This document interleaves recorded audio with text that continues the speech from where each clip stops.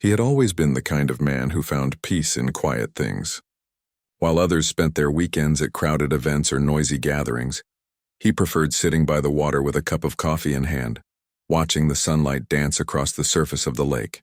That lake had become his escape, his little piece of calm away from the world. Every morning before the sun climbed too high, he would roll his small fishing boat out from his backyard dock. The boat wasn't anything fancy, just a simple wooden one he had restored himself. It had a small motor, a couple of fishing rods, and a worn-out cooler that held his lunch. To him, it was perfect. The lake was part of a quiet community managed by a local homeowners association, known mostly for their strict rules and endless letters about lawns and mailboxes.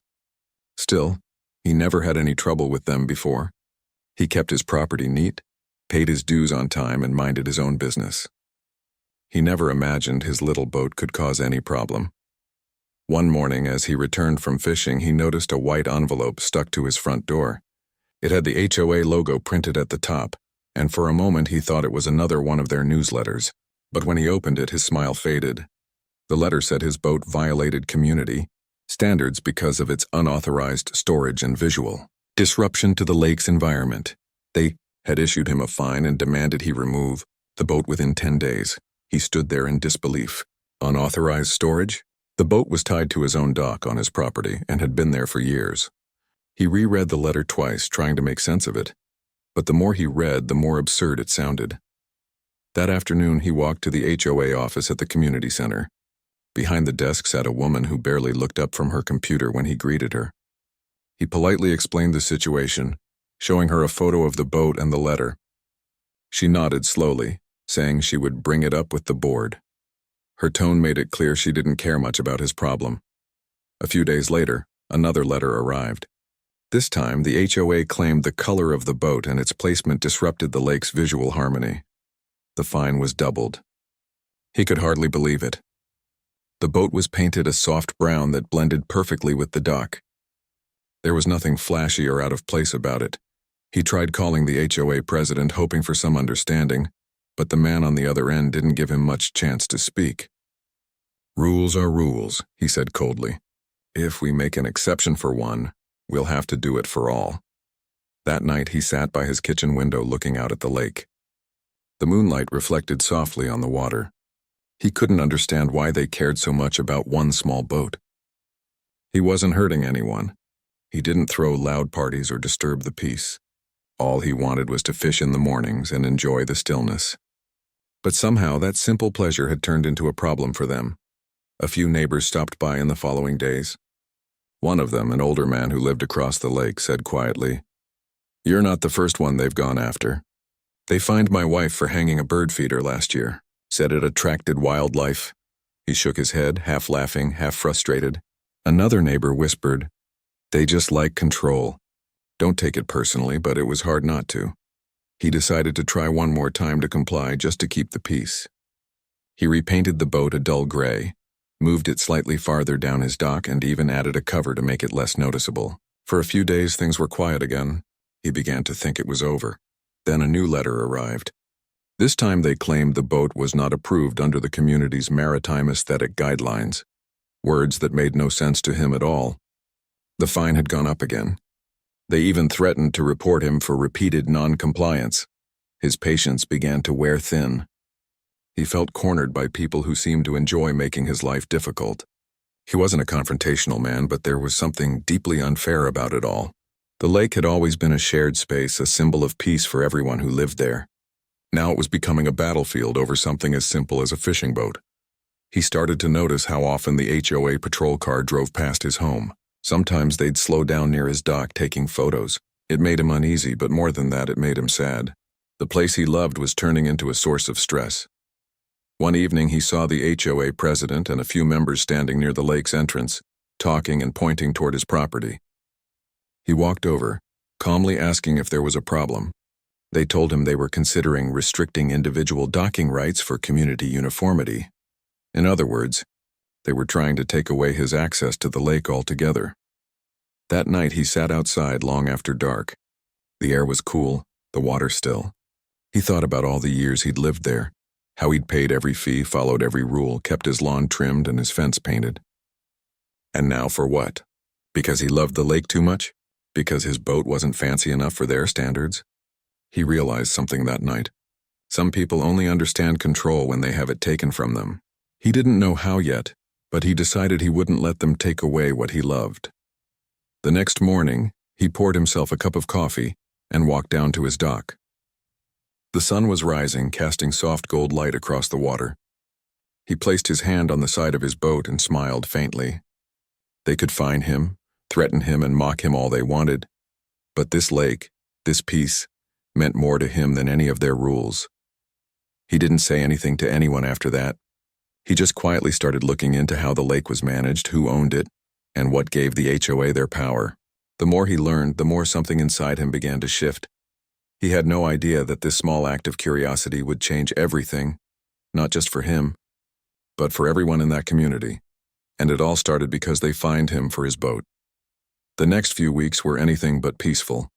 The HOA seemed to be watching his every move, waiting for any small reason to send another warning. It felt as if someone there had made it a personal mission to make his life miserable.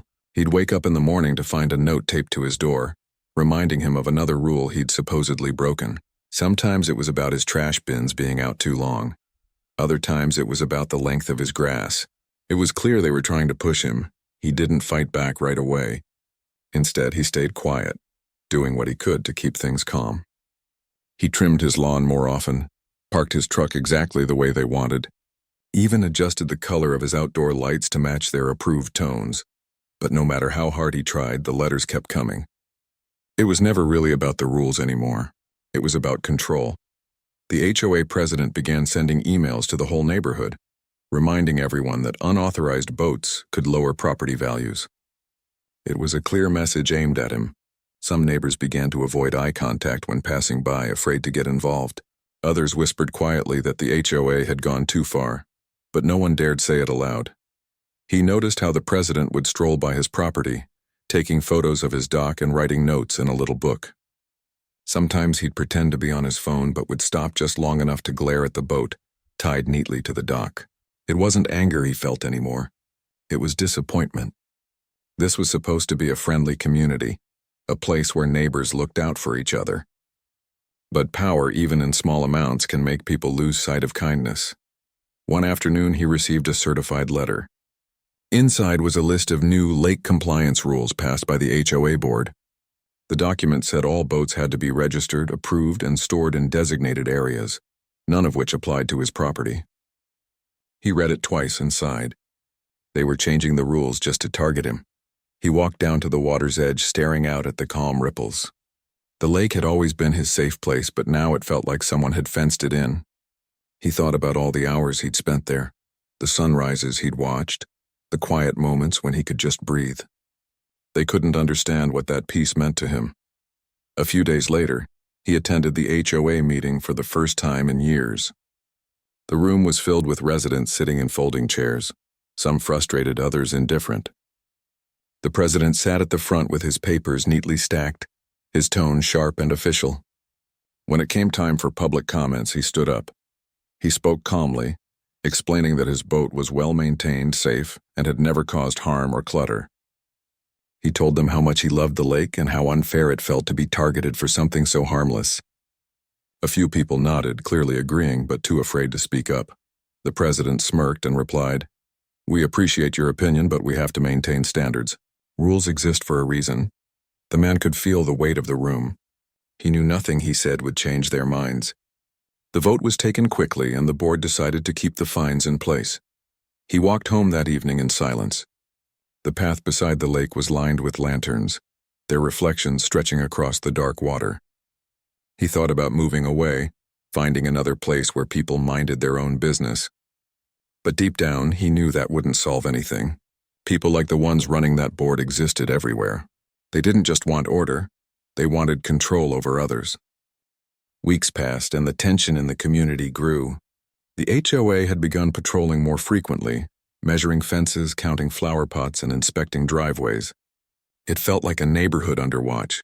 Some residents started whispering about forming a petition to challenge the board, but everyone was afraid of being fined themselves. One morning, he found a bright red tag on his dock. It was a violation notice, this time for improper use of community resources. He laughed softly to himself. It didn't even make sense anymore. He wasn't angry. He was simply done playing their game.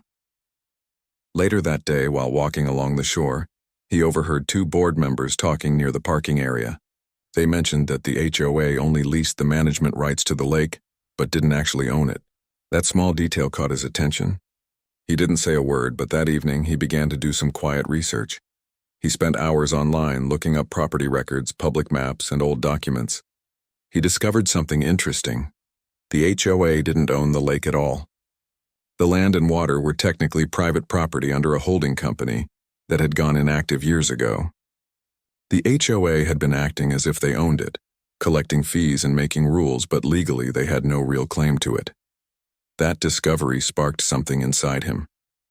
For the first time in months, he felt a sense of calm, not the peaceful kind he found while fishing, but a quiet confidence.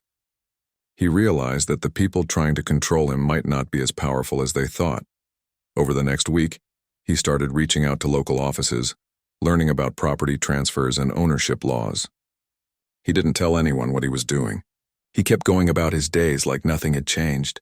He still waved at neighbors, still took his boat out every morning even when he knew the HOA was watching. Then one morning he got another fine, this one the largest yet. It accused him of repeated defiance of authority. The words made him chuckle. Authority was exactly what they thought they had. But soon, that illusion would be gone. That night, as he sat by the lake, the moon reflected off the calm water, and he realized how ironic it was.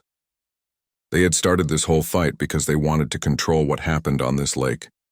But if things went the way he was planning, they wouldn't be controlling anything soon. He took a slow breath and whispered to himself, "Let them find me one more time. Just one more." He knew now that patience was his best weapon. They were too arrogant to notice what was coming.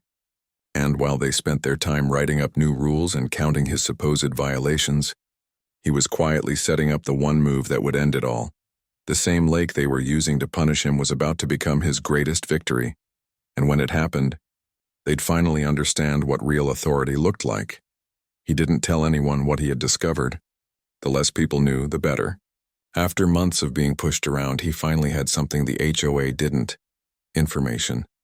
Real power doesn't always come from authority. Sometimes it comes from knowing what others don't, and he intended to use that quietly. Each morning he continued his usual routine. He'd wake up early, drink his coffee, and take the boat out for a slow ride across the calm lake. It was his way of reminding himself what all this was for. Every time the water rippled beneath his boat, he felt a small spark of peace return. But deep inside, there was a steady determination growing stronger each day. He started gathering papers, public records, maps, tax filings. The more he read, the clearer the picture became. The lake and the land surrounding it had once belonged to a company that built the community years ago. But that company no longer existed, and the ownership rights had quietly reverted to a private estate. It was strange that no one in the HOA seemed to know this, or maybe they didn't want to know. He found the name of the current owner listed in an old county record, a retired businessman who had moved away long ago. The address on file was several states over, but he didn't let that stop him. He sent a polite letter, introducing himself and explaining the situation. He didn't ask for much, just wanted to confirm if the man still held the rights to the lake. 2 weeks passed before he got a reply. The letter was short, written in neat handwriting. The man confirmed that yes, the property, including the lake, still belonged to him, but he was no longer interested in keeping it. He had moved on with his life and wanted to sell it off to anyone, willing to handle the paperwork and unpaid taxes. That was all he needed to hear. He spent the next few days talking to a local attorney and a real estate consultant, making sure everything was legal and clear. They went through the documents, checked the land boundaries, and confirmed what he already suspected. The HOA had no real claim over the water. They had only been leasing the management rights for the surrounding maintenance, not ownership. He didn't rush into buying it. He wanted to be sure. He double-checked every form, every signature, and every number. It took nearly a month, but finally the paperwork was ready. He signed the documents quietly in the lawyer's small office with no one around but a notary and the attorney. In that moment, It became official. He was now the legal owner of the lake. The same body of water that the HOA had used to fine and humiliate him now belonged to him entirely. He didn't celebrate. He didn't tell anyone. He just drove home, parked by the dock, and sat there looking out over the water. It was almost funny how calm it all felt. No fireworks, no grand speeches, just quiet satisfaction. He kept his ownership papers neatly in a folder inside his desk. For now, he wanted to wait. He wanted to see how long it would take before the HOA realized that the lake they claimed to control no longer belonged to them. Sure enough, a few weeks later, another letter came in. They accused him once again of breaking community regulations and threatened to suspend his lake access privileges. He couldn't help but smile as he read it. They were talking about a lake they didn't even own anymore. This time he didn't respond right away. Instead, he drafted a short professional letter. He attached a copy of the deed and addressed it directly to the HOA president and board members. The letter was polite but firm, stating that as of the recorded date, all legal ownership and management rights of the lake had transferred to him. He requested that the HOA immediately cease any enforcement or collection related to the lake or its use. He sent it through certified mail, ensuring they had to sign for it. A few days later, the neighborhood buzzed with quiet confusion. People had seen HOA members walking around, holding papers, talking in hushed voices. There was even a rumor that the president had called an emergency board meeting. He pretended not to notice. Later that week, one of the HOA members came to his door. She looked nervous and uncertain. She asked if it was true that he had bought the lake. He didn't gloat or brag. He simply nodded and said, "Yes, I own it now." Her mouth fell open slightly. She mumbled something about needing to review the documents and walked away quickly. The following morning, an email went out to all residents. It was written in the usual official tone, explaining that there had been a recent change in lake management and that the HOA was in communication with the new property owner regarding access regulations. He read it slowly and smiled again. They didn't even dare mention his name. Over the next few days, he watched as the HOA scrambled. They called in legal advisors, sent out surveys, and tried to understand what had just happened. But the truth was simple.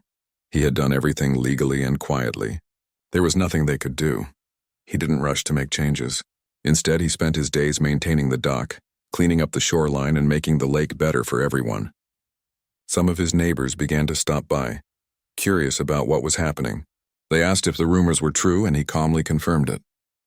Many of them congratulated him quietly, saying they were glad someone had finally stood up to the HOA. He wasn't interested in revenge, not yet. For now, he just wanted peace.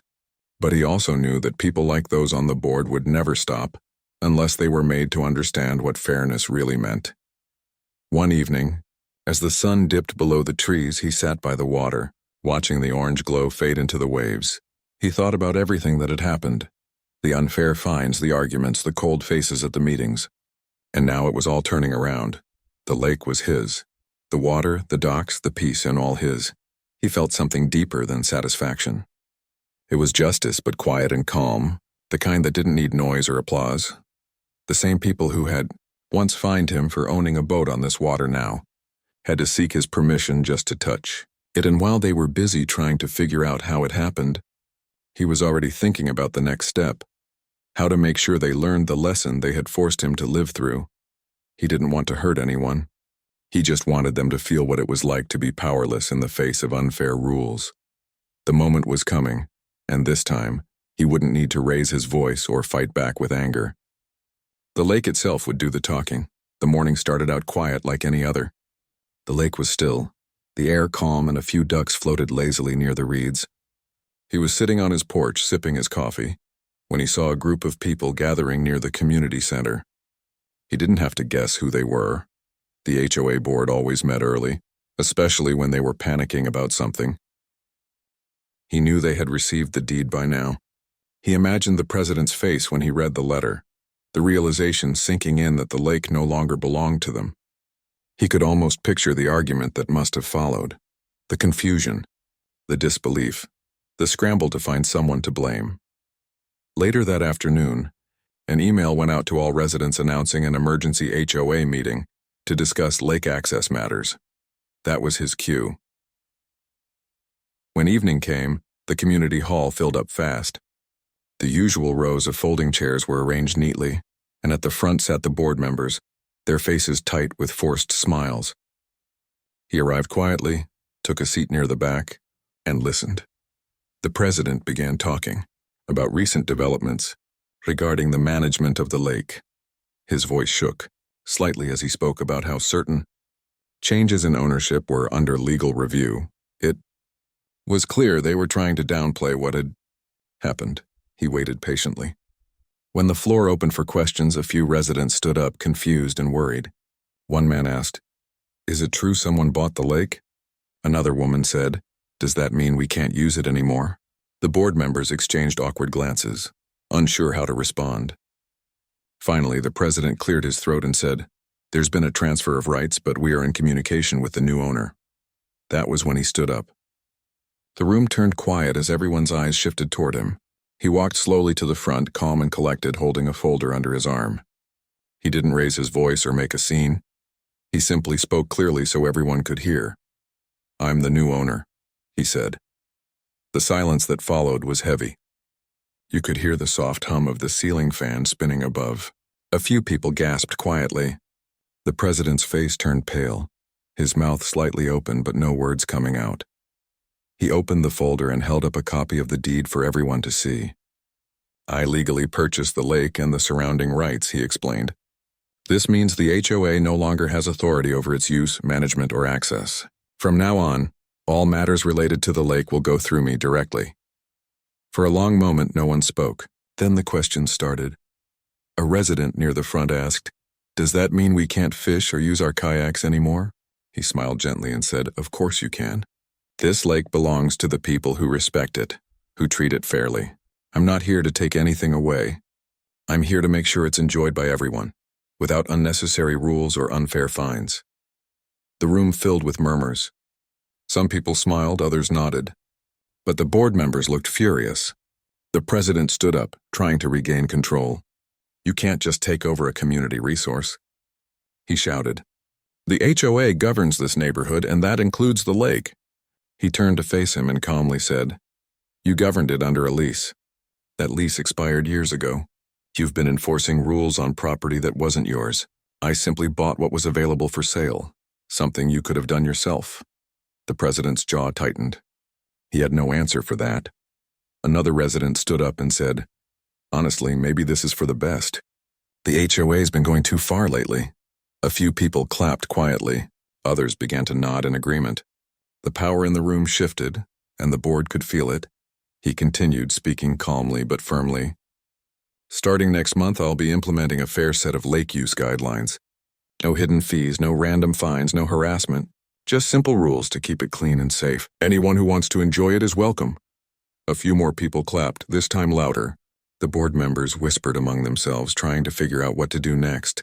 But there wasn't much they could say. Everything he did was legal, every document properly filed. Their authority had ended the moment he signed those papers. The president finally tried one last argument. "This is highly irregular," he said, voice shaking slightly. "We'll be consulting our lawyers." He nodded politely. "You should. They'll tell you the same thing mine did." The room broke into quiet laughter. The tension that had filled the community for so long seemed to lift a little. For the first time, people weren't afraid to speak up. After the meeting ended, several neighbors came up to him, shaking his hand, thanking him. One woman said softly, "You did what we all wanted to do. You stood up to them." He smiled and told her it wasn't about standing up. It was about doing what was right. That night, he walked down to his dock. The moonlight shimmered on the water and the air was cool and still. He could see a few porch lights flickering across the lake, the same people who once looked away now smiling when they saw him. He sat in his boat for a while, letting the quiet sink in. It felt different now. The water seemed freer somehow, like it was his reward for all the patience he'd shown. The next morning, he received a letter from the HOA, but this time it wasn't a fine. It was a formal notice acknowledging the change in ownership and stating that they would no longer exercise authority over lake-related matters. Reading it felt like closing a long, painful chapter. He placed the letter in the same folder as the deed and tucked it away in his drawer. There was no need for revenge or pride. He had already won by keeping his calm and using his mind. Over the following days, word spread through the neighborhood. People who had once been scared to speak against the HOA now started sharing their own stories. They realized they didn't have to live under constant fear of fines or warnings. The atmosphere began to change. Lighter, friendlier, freer. He spent his evenings by the water, fixing small things around the dock, sometimes chatting with neighbors who stopped by. It felt good to see them smiling again. The lake, once a symbol of control and conflict, was slowly becoming a place of peace again. One afternoon, as he was putting away his tools, he saw the HOA president drive by. Their eyes met for a brief second. The man didn't stop or wave, just gave a small nod before driving away. That was enough. It was a silent acceptance, a sign that the fight was over. He took a deep breath and looked out over the lake. The water rippled gently under the afternoon light. Everything was finally calm again, but deep down he knew this wasn't the end of the story. The HOA had spent years fighting him over this water. Now that it belonged to him, it was time they understood what fairness truly looked like. He didn't want to hurt them. He only wanted them to feel what it was like to live under their own rules. And soon, they would. The day everything changed had come and gone. Now it was time for balance to return, and this time he was the one in charge. The days that followed were calm, almost peaceful. The tension that had once filled the neighborhood began to fade little by little. For the first time in years, he could enjoy his mornings without wondering if another notice would show up on his door. The sound of birds and the gentle waves against the dock replaced the noise of frustration that had haunted him for so long. He had what he wanted: peace and fairness. But he also knew something important. Peace doesn't last unless rules are fair for everyone. And the HOA had built their authority on unfairness. They had used power to control people, to make them afraid of breaking small, meaningless rules. Now he had a chance to show them what real fairness looked like. He didn't rush into it. He took his time, walking around the lake every evening, taking notes about what needed fixing. He talked to people, asked what they wanted, what bothered them about the old system. Most of them said the same thing. They just wanted to be left alone to enjoy their homes in the lake. A few weeks later, he sent out a short letter to every resident. It was friendly and simple. He explained that as the new owner of the lake, he was setting up clear and fair rules for everyone who wanted to use it. The rules were easy: keep it clean, be respectful, and help with maintenance when needed. He didn't ask for much, just a small yearly fee to help maintain the water and docks. People were happy with it. They said it was fair and transparent. For the first time, they didn't feel like someone was trying to trick them. But not everyone took it well. The former HOA board members refused to pay. They said they didn't recognize his authority and accused him of profiting off the community. He wasn't surprised. Some people never change, even when the truth is right in front of them. But now the situation was different. He had the legal right to enforce those fees. And the same way they had once fined him unfairly, he could now fine them. Only this time it would be for real reasons. He didn't do it out of anger. He did it because rules only work when they apply to everyone equally. So when the old board members started using the lake without permission, ignoring the maintenance requests and leaving trash behind, he documented everything. Then he sent them official notices, calm, polite, and lawful, informing them of the fines for violating lake management policies. When they received the letters, they couldn't believe it. They called it revenge, but it wasn't. It was simply fairness returning full circle. For years, they had fined others without care, hiding behind rules they had twisted to their advantage. Now they were being held to the same standards, and the irony wasn't lost on anyone in the neighborhood. The community started to change after that. People began helping out voluntarily. They organized small cleanup days around the lake. Families came out to fish and picnic without fear of being told they were breaking a rule. Kids laughed again near the water. The place started to feel alive in a way it hadn't for years. He didn't act like a boss or an owner. He didn't demand anything from anyone. He simply made sure things stayed fair and peaceful. If someone broke a rule, they got a polite reminder first, not an immediate penalty. And because people respected him, they listened. One afternoon, as he was checking on one of the docks, he saw two of the old board members walking up to him. They looked different now, less confident, more tired. For a moment he thought they might start another argument, but instead they apologized. They admitted that the HOA had gone too far, that they had enjoyed the power too much. One of them even said, "We forgot what community means." He nodded quietly. There was no need for hard words. Sometimes people just needed time to see the truth for themselves. After that day, things settled completely.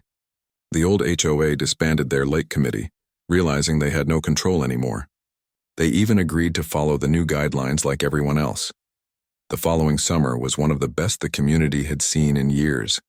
There were no fights, no letters, no threats, just laughter, cookouts, and families enjoying the lake together.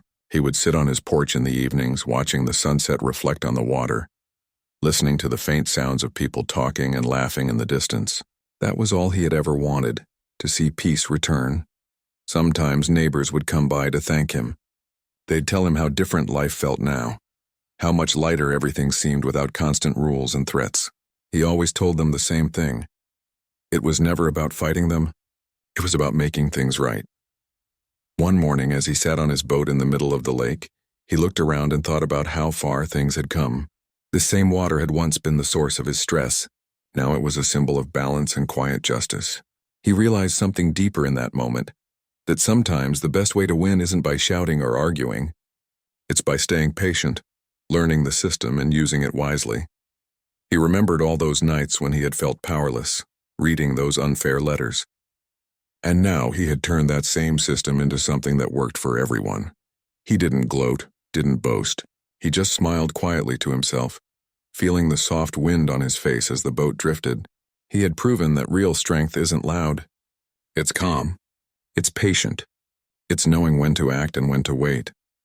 Later that day, he walked through the neighborhood. Kids waved at him and a few people were painting benches near the lake.